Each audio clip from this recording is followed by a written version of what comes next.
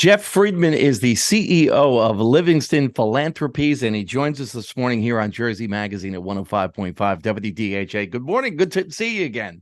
Hey, Jim. Great to be back with you again, buddy. Last time we spoke was the Uncle Floyd show that you were doing in Livingston, and you have something new going on. Tell our listeners about that.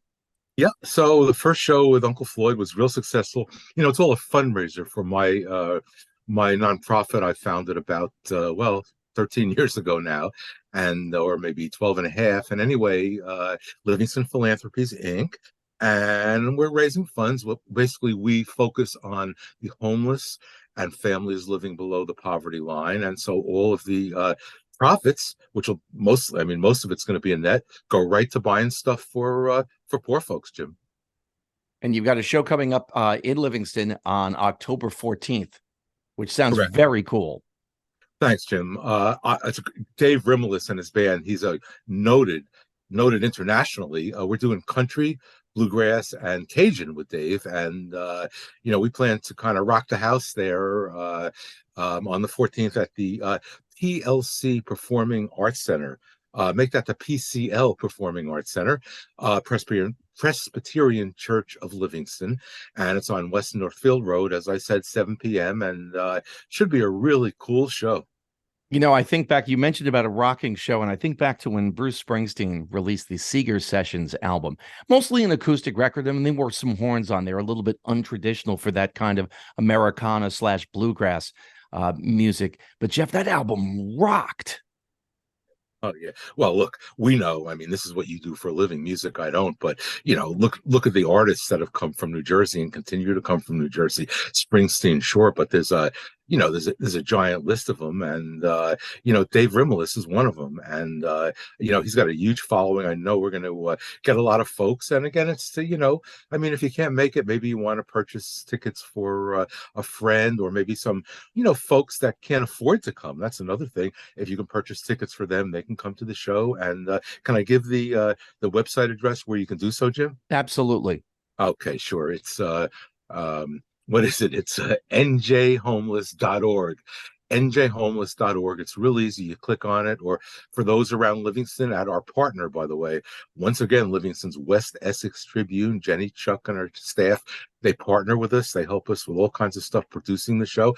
And of course, Pastor Dan Martian over there at the Performing Arts Center. I don't want to forget him. But anyway, again, njhomeless.org, or go to those locations for hard copy tickets, and it's easy. And it's helping. That's really where we're coming from, Jim. What was the impetus behind Livingston Philanthropies, Jeff? Where did you come up with the idea? Yep. Well, it was an evolutionary process, just like everything. I worked, Newark, New Jersey is my town. I worked there for years. That's where we do our philanthropy. And I started volunteering for a soup kitchen, St. John's, years ago. And one thing led to another. And then I thought, well, let me do a glove drive. So I did a glove drive. Then I thought, let me do a coat drive. Then I did a coat drive. It evolved, it expanded. We became a nonprofit, a 501c3, so now we get donations. And the fact is, we're making a couple of runs downtown to, a lot of families living below the poverty line. Maybe mom and dad have money for an apartment, or maybe not. But then how's a family going to eat? School supplies, clothing. So that's how, and it's snowballed. This is now, as I said, it's our, we're going into our 13th season. We're in it right now, and we're just so happy to do it. And there are others like us, and it's just, it's intractable, Jim. As you know, it's not, this problem ain't going away. In fact, it's getting worse since it was bad before COVID. I used to call that the good old days when it was bad.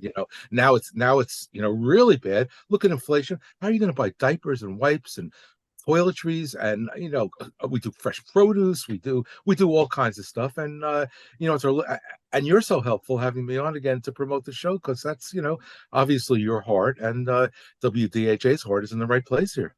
I should point out that when we last had you on with Uncle Floyd, you were actually a part of the production crew for the Uncle Floyd show.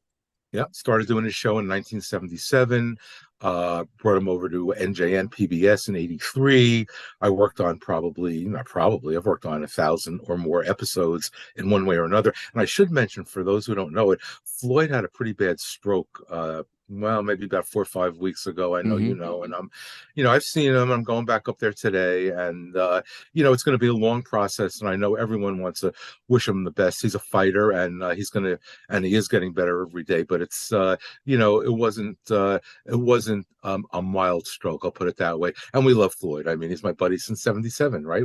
His shows. He played the piano at my wedding, to Weenie, another cast member. Not as a, he was a guest, not, trying to say he wasn't performing. And yeah, thanks for asking that, because what a great experiences. And the Uncle Floyd, I mean, talk about New Jersey icons, please.